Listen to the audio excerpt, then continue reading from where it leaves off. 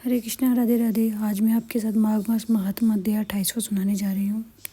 तो आप लोग जानते हैं, जैसे ईश्वर के लिए कोई भी, जैसे कि हम अब अगर कोई टाइम हो गया, जैसे खर्च किया गया, या दान या दक्षिणा या पैसा, जो भी तुम करते हो ना ईश्वर के लिए, कुछ भी चीज़ खर्च करते हो, तो ईश्वर कभी भी अपने पास वो दोगुना करके ही देते हैं किसी को।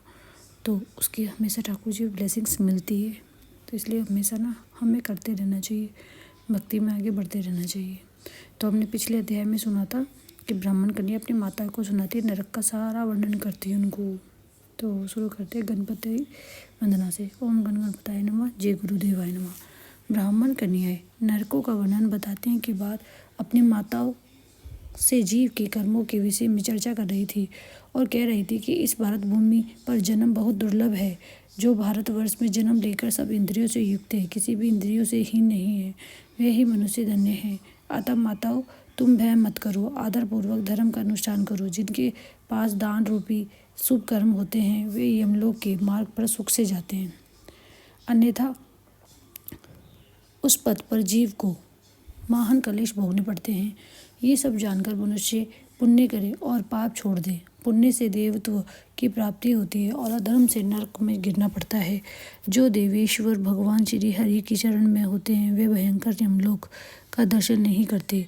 इसलिए हे प्रिय बंधुओं, यदि तुम लोग संसार बंधन से छुटकारा पाना चाहते हो तो सच्चिदानंद स्वरूप परम देव श्री नारायण जी की आराधना करो। इस तरह से वो फिर उनको बतलाते हैं कि ठाकुर जी की आराधना करनी चाहिए हमें। शरीर मृत्यु से जुड़ा है, जीवन भी चंचल है, धन राजा आदि से प्राप्त होने वाली बाधाओं से भरा हुआ है तथा संपत्तियां क्षणभंगुर है। माताओं, क्या तुम नहीं जानती, आधी आयु तो नींद में चली जाती है, कुछ आयु भोजन आदि में समाप्त हो जाती है, और कुछ बालकपन में, और कुछ बुढ़ापे में, और कुछ विषय भोगों में के सेवन में ही बीत जाती है। फिर कितनी आयु लेकर तुम धर्म करोगी? बचपन और बुढ़ापे में तो भगवान के पूजन का अवसर ही नहीं प्राप्त होता है। अतः इसी प्रकार इसी अवस्था में अहंकार शून्य होकर धर्म करो, संसार रूपी भयंकर गड्ढे में गिरकर नष्ट ना हो जाओ। ये शरीर मृत्यु का घर है तथा अपतियों का सर्वश्रेष्ठ स्थान है। इतना ही नहीं, ये रोगों का भी निवास स्थान है और मल आदि से भी अत्यंत दूषित रहता है। माताओं, फिर किस लिए इसे स्थिर समझकर तुम पाप करती हो? ये संसार नाना प्रकार के दुखों से भरा है। इस प्रकार विश्वास करना चाहिए, इस पर विश्वास नहीं करना चाहिए, क्योंकि एक दिन तुम्हारा निश्चय ही नाश होने वाला है। वानवे, तुम सब लोग सुनो, हम बिल्कुल सच्ची बात बता रही हैं। शरीर का नाश बिल्कुल निकट है, अतः श्री जनार्दन का नित्य पूजन अवश्य करना चाहिए।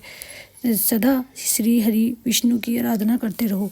ये मानव जीवन अत्यंत दुर्लभ है। बंधुओं, भिन्न भिन्न योनियों में अरबों खरबों बार भटकने के बाद किसी भी तरह मनुष्य का शरीर प्राप्त होता है। मनुष्य होने पर भी देवताओं के पूजन और दान में लगाना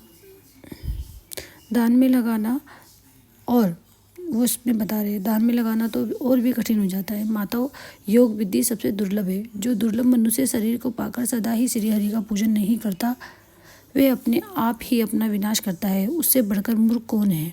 तुम लोग दंभ का आचरण छोड़कर चक्र सुदर्शनधारी भगवान विष्णु की पूजन करो।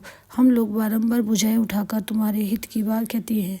सर्वदा भक्ति पूर्वक विष्णु भगवान का पूजन करना चाहिए और मनुष्य के साथ ईर्ष्या का भाव छोड़ देना चाहिए।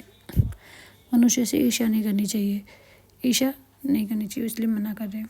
भाव छोड़ देना चाहिए और सबके धारण करने वाले जगदीश्वर भगवान की आराधना किए बिना संसार में डूबे हुए हैं तुम सब लोग कैसे पार जाओगे? माताओं, अधिक कहने की क्या आवश्यकता है? हमारी ये बात सुनो। जो प्रतिदिन तन्मय होकर भगवान गोविंद के गुणों का गान तथा नामों का संकीर्तन सुनते हैं, उन्हें वेदों से, तपस्या से, शास्त्रोक्त दक्षिणा वाले यज्ञों से, पुत्र और स्त्रियों से, संसार के कीर्तियों से तथा घर खेत और बंधु बांधों से क्या लेना? इसलिए तुम लोग भय छोड़कर श्री केशव की आराधना करनो। शालिग्राम शिला का निर्मल एवं शुद्ध चरणामृत पियो तथा भगवान विष्णु के दिन एकादशी को उपवास किया करो। जब सूर्य मकर राशि पर स्थित हो, उस समय प्रतिदिन प्रातःकाल स्नान करो। साथ ही पति की सेवा में लगी रहो। नरक का भय तो तुम्हें दूर से ही छोड़ देना चाहिए, क्योंकि सब पापों को नाश करने वाली परम पवित्र एकादशी तिथि प्रत्येक पक्ष में आती है। फिर तुम्हें नरक से भय क्यों हो रहा है?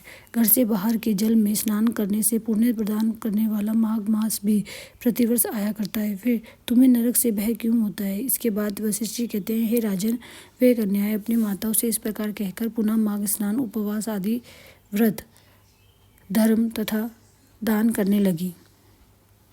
इस तरह से हमारा यह अध्याय संपूर्ण होता है। तो देखिए किस तरह से हमारे शास्त्रों में भी हमारे जो ऋषि मुनि थे वो हमारे लिए ज्ञान की पोटली दे के चले गए, वरना हम लोगों को कैसे पता चलता क्या करना चाहिए, क्योंकि हमारे बड़े बुजुर्गों को भी नहीं पता। तो इस तरह से जब तक हम ज्ञान की मतलब मार्गदर्शन नहीं करेंगे अपना, तब तक हमें ये चीज़ों के बारे में पता नहीं चलेगा। तो इसलिए ना हमेशा हमें अपने शास्त्रों को पढ़ना चाहिए जब भी टाइम मिले, और पढ़ा है आपने तो उसको अपने पास नहीं रख के दूसरों को भी बांटना चाहिए। ज्ञान बांटने से ही बढ़ता है ना। इस तरह से हमेशा ठाकुर जी की चीज़ें अगर आपको पता है तो आप किसी दूसरे बंदे को भी अपने सखी को बताना चाहिए। हरे कृष्णा, राधे राधे।